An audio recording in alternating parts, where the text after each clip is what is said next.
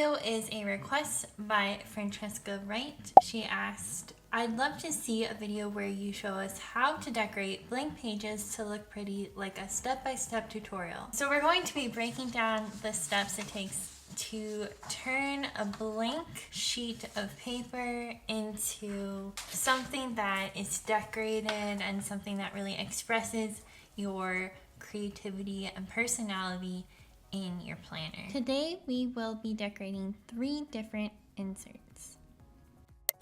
Step 1 is to define the insert's function. Think about what the purpose or the function of your insert will be. Will it have information that you need to update and add to in the future? And if so, you may want to leave extra space. Or is it for information that just needs to be referenced? Is it going to be a traditional type of list?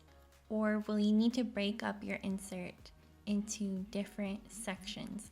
So for example, in my family activity ideas insert, I decided to use square box stickers for each idea. And in my cleaning and home maintenance insert, I divided my cleaning schedule into 12 months. Step 2 is to choose the main die cuts or stickers you want to use. The next thing that I do is I pick out the filler paper that I'm going to decorate. And I try to pick filler paper that comes in a color that will coordinate with the die cuts or the stickers that I'm using.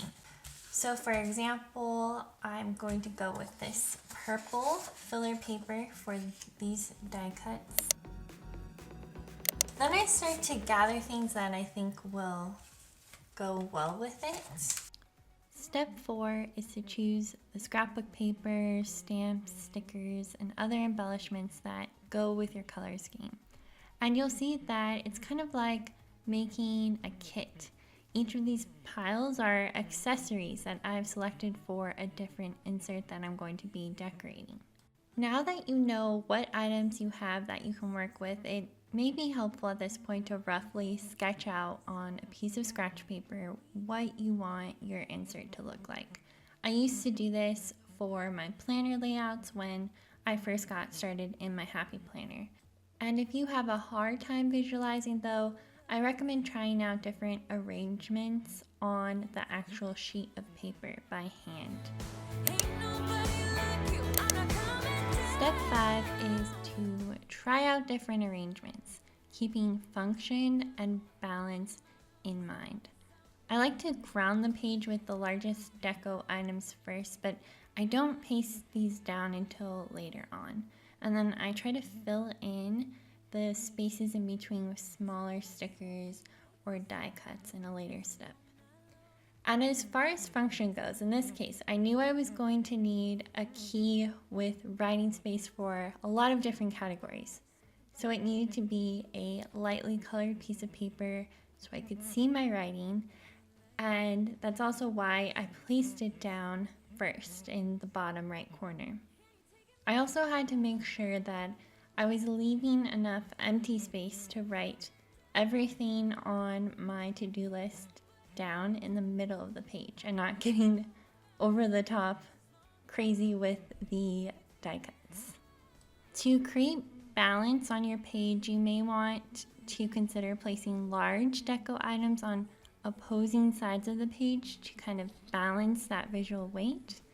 And I also like to try to balance colors and textures across the page. So for example, if I have the color blue at the top of the page, I want to add that same blue color towards the bottom of the page.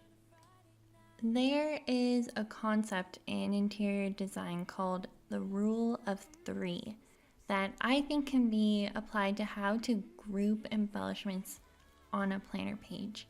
It's based on this idea that our brains prefer items to be arranged in groups of odd numbers. And 3 is typically recommended, but groupings of 5 or 7 or 9 items can also be visually appealing to our eyes. Obviously, there are exceptions to this rule, but it doesn't hurt to try this technique out, and it's usually my go-to.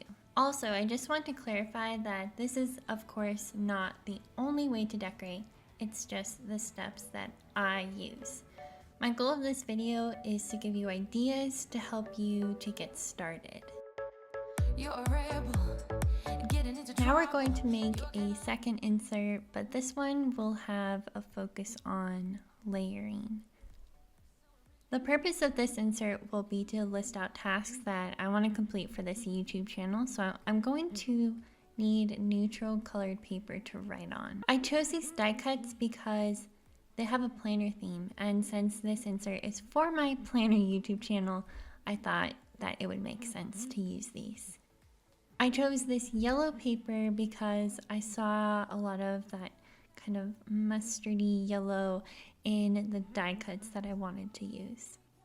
When I was picking out the scrapbook paper, I wanted to mix a bold color with a more neutral colored paper. So I decided to go with this light pink color and this darker mustard color. I also decided to mix and match patterns.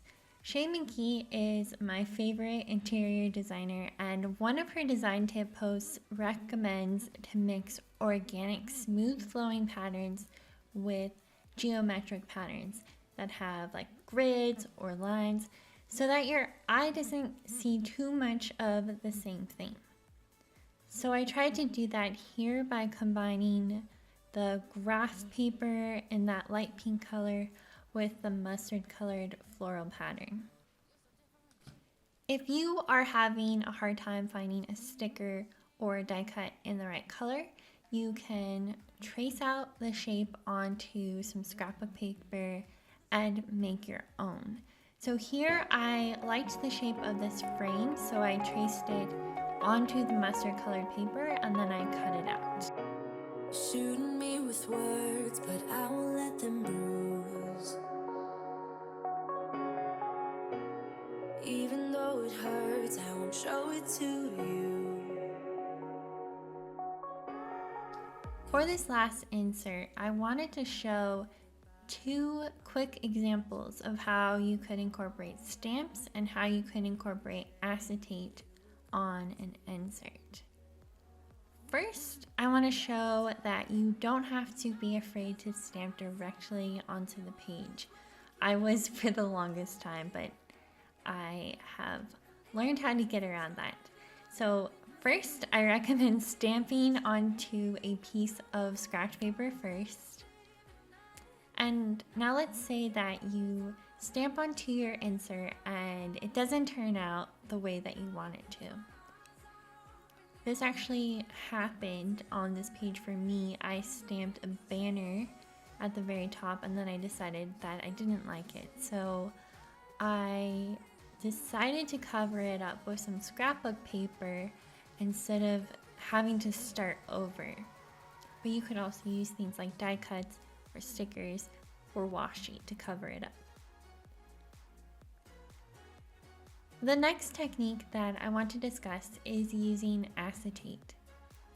You can cut the acetate up into different shapes and use it to create a border like I did here at the top of the page, or you could use it to fill shapes on the page. So here I stamped a tag onto the page and then I cut out acetate to fill in the tag shape. So I want to just encourage you to have fun with this because that is the whole point of decorating your planner.